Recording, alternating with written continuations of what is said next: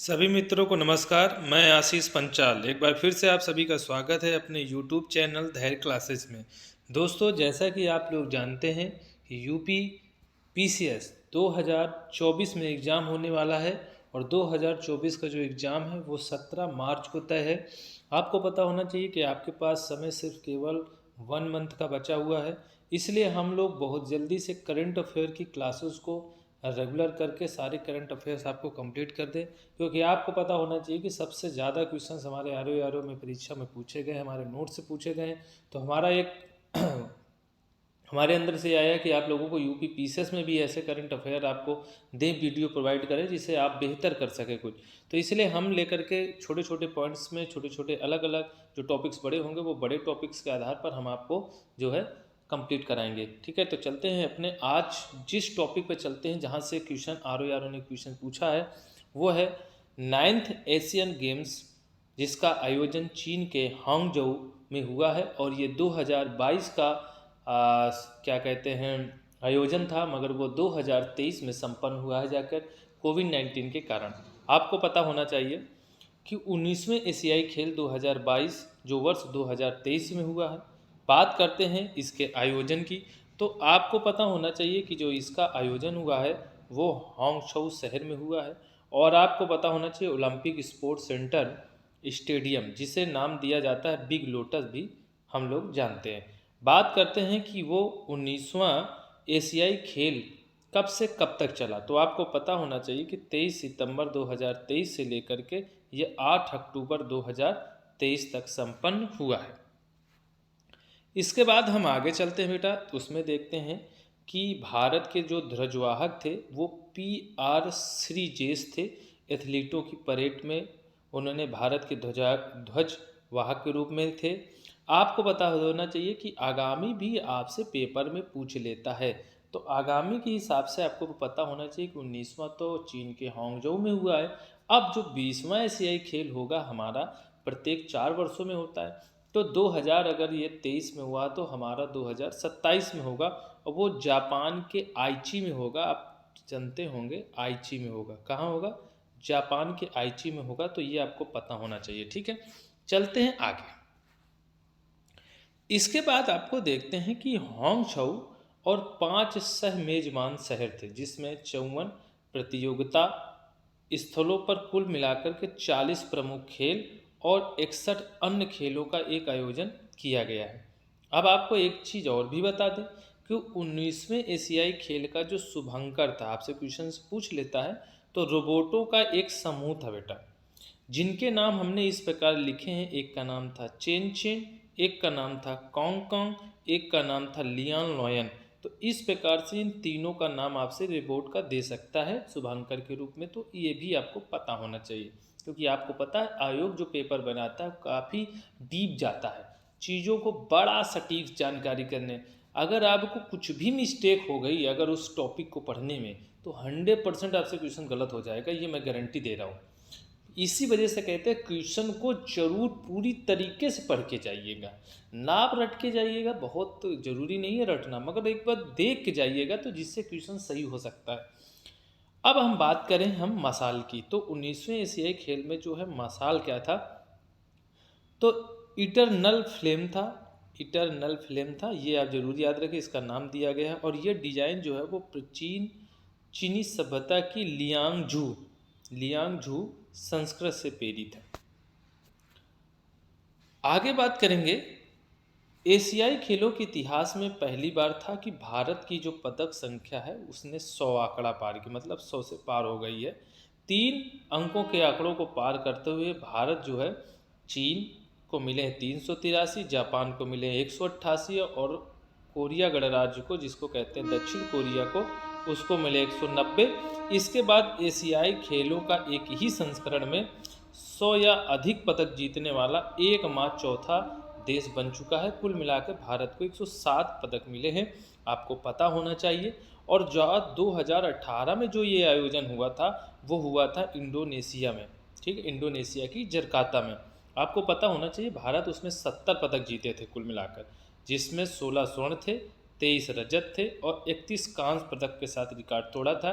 मगर इस बार का जो खेल का आयोजन हुआ इसमें भारत का जो स्थान रहा है वो चौथा रहा है। पहला चीन का रहा है, फिर बेटा आपको पता होना चाहिए जापान का रहा है, फिर दक्षिण कोरिया का रहा और फिर इसके बाद आपका भारत का रहा है। वही बात करते हैं कि भारत का पहला पदक किसने दिलाया, तो दिव्यांश पंवार को याद कर लीजिएगा, रुद्रराज पाटिल को याद कर लीजिएगा, ऐश्वर प्रताप की पुरुषों की एक 10 metre air rifle shooting team के सौजन्य से मिला था हमें और उन्होंने स्वर्ण पदक जीता था। ठीक है, इसके बाद अब बताते हैं कि भारत ने अपना एशियाई खेलों में बैडमिंटन में स्वर्ण पदक भी अर्जित किया है। ठीक है, बैडमिंटन में भी स्वर्ण पदक अर्जित किया है। दुनिया के तीसरे नंबर की एक जोड़ी है, आपको बता दें बड़े फेमस हैं ये लोग, इनको जरूर याद करके जाइए, चिराग शेट्टी और सात्विक साईराज रंकी रेड्डी। इनको दोनों को अर्जुन अवार्ड भी मिल चुका है, तो ये भी आपको पता होना चाहिए। ठीक है, पुरुष इनको जो है क्या कहते हैं, राष्ट्रीय खेल अवार्ड में जो है आपको पता होना चाहिए मेजर ध्यानचंद पुरस्कार मिला है, अर्जुन पुरस्कार नहीं, सॉरी गलती हो गई मुझसे, तो अर्जुन पुरस्कार नहीं मिला इनको मिला है जाकर के मेजर ध्यानचंद पुरस्कार, जिसको हम राजीव गांधी खेल रत्न पुरस्कार कहा करते थे, तो वो इनको प्राप्त हुआ है जाकर के चिराग शेट्टी और सात्विक साईराज रंकी रेड्डी को। तो दोनों लोगों को आप याद करिएगा, ये पुरुष युगल स्पर्धा में उन्होंने स्वर्ण पदक दिलाया भारत को। वही बात करते हैं कि भारत ने पुरुष और महिलाओं का भाला फेंक स्पर्धा में भी स्वर्ण पदक जीते हैं। वहीं पुरुष वर्ग में नीरज चोपड़ा ने, जबकि महिला वर्ग में अन्नू रानी ने जीत हासिल की है। ये भी आपको पता होना चाहिए, भारत ने पुरुष और महिला क्रिकेट दोनों में भी स्वर्ण पदक जीते। तो ये भी है कि पुरुष वर्ग में भी स्वर्ण पदक जीता गया क्रिकेट में, महिला क्रिकेट में भी जीता गया। आपको बताते हैं कि अब इस खेल के बारे में आपको कुछ इतिहास पता होना चाहिए। एशियाई खेल एशिया की ये सबसे बड़ी प्रतियोगिता मानी जाती है। आपको पता होना चाहिए कि इसका आयोजन होता है 4-4 वर्षों में होता है, और आपको पता होना एशियाई खेलों का जो प्रतीक है वो चिन्ह उगते हुए सूरज के साथ एक दूसरे से जुड़े हुए छल्ले होते हैं, ये आपको प्रदर्शित करता है। इसके बाद आगे आपको बात करेंगे पदक तालिका। इस बार पदक तालिका में किसको कितना क्या मिला है।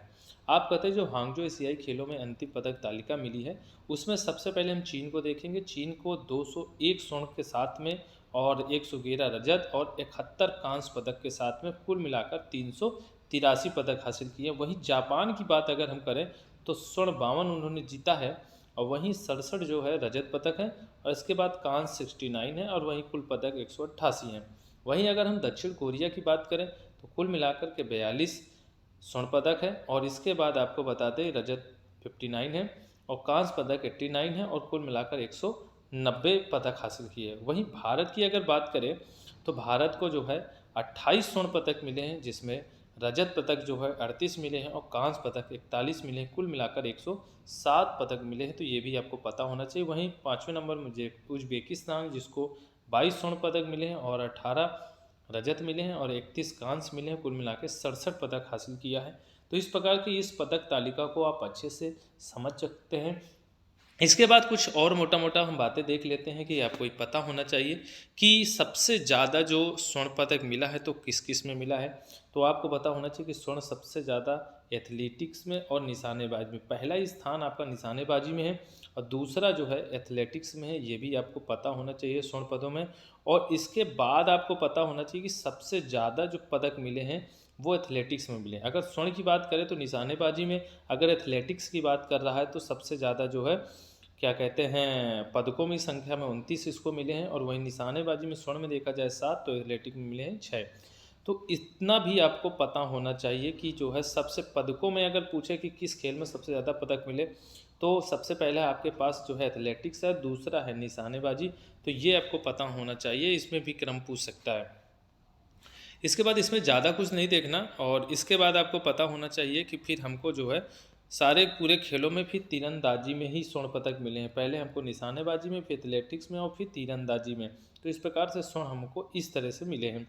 इसके बाद हमने आपको बताया एथलेटिक्स और निशानेबाजी के बाद जो पदक मिला है वो तीरंदाजी में सबसे ज़्यादा हमें पद हासिल मिले हैं, इसके बाद कुश्ती में मिले हैं। तो इस प्रकार से ये 3 सीरीज आपको याद कर लीजिएगा, बाकी यहाँ से कुछ ज़्यादा हमें विशेष बातें याद नहीं करनी है। तो आपको पता होना चाहिए कि ये सारी बातें जितनी मैंने बताई हैं वो सारी बातें आपको कंफर्म हो गई होंगी पूरी तरीके से। आप शुभंकर याद कर दिए, मसाल याद कर दिए, इसके बाद भारतीय ध्वजवाहक के बारे में याद कर लीजिए। अगला कब आयोजन होगा इसके बारे में आप देख लीजिए मोटा मोटा जल्दी से। कितने पदक मिले हैं, किन किन देशों को मिले, इनका मिलान क्या है, इनकी कुल टोटल कितनी संख्या है, ये सब इतना अगर देख लेते हैं तो आपके पेपर में गलती नहीं होगी। तो बस हम यहीं अपने वीडियो को समाप्त करते हैं और फिर नेक्स्ट वीडियो में अगले मिलते हैं। थैंक यू सो मच, धन्यवाद, जय हिंद, जय भारत।